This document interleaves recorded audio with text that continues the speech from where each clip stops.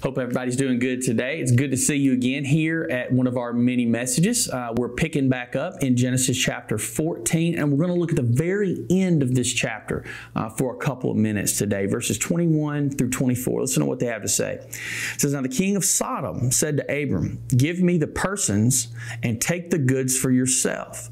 But Abram said to the king of Sodom, 'I have raised my hand to the Lord God Most High, the possessor of heaven and earth, that I will take nothing from a thread to a sandal strap, and that I will not take anything that is yours, lest you should say, I have made Abram rich, except only what the young men have eaten, and the portion of the men who went with me.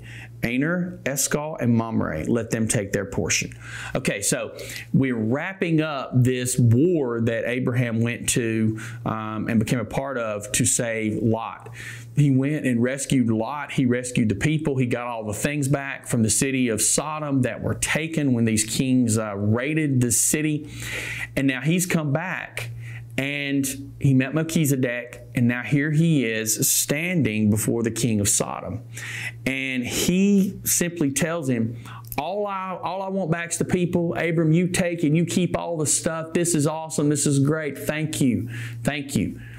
Now, there was something a little bit nefarious happening here. He wanted to have Abram in his graces, so to speak. He wanted to have something over him. He wanted, the king of Sodom wanted Abram to feel like he owed him something. And Abram in this says, nope, no way. He wouldn't take anything. He gave it all back. Now, that's not the normal standard thing here, is it, to give back wealth? Because there was a lot of stuff, a lot of things here that were taken, from valuables to clothing to jewels to animals, all these things that were taken. It could have made Abraham even more wealthy than he already was. But he wouldn't take the bait on this. He wouldn't do it. And so he tells him, I will take nothing.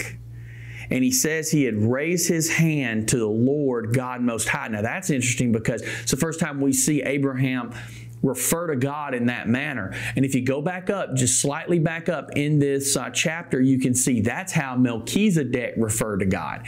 So Abraham took on some language from Melchizedek in the way he referred to God. He says that, that God Most High, the possessor of heaven and earth, I will take nothing from a thread, a sandal strap. I will take nothing, lest you should say, I have made Abraham rich. He did not want to owe anything to anyone. You see, his thought process was, I want God to receive the glory for everything that has happened and everything that is being done in my life.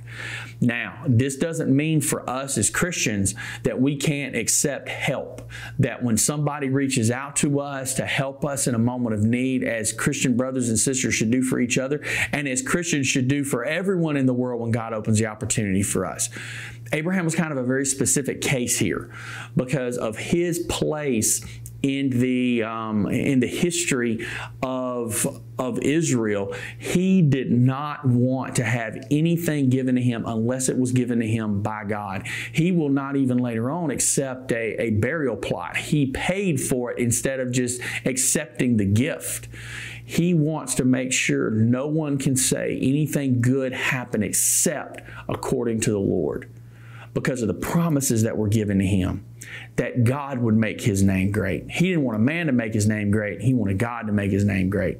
And his name is great. Abraham is known throughout the world as one of the founders, the founder of the Jewish faith. He is a central person in both Jewish faith, in the Christian faith, and in the Islamic faith as well, as he was adopted and brought into that by Muhammad.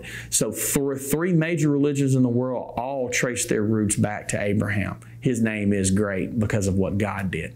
Have a blessed day.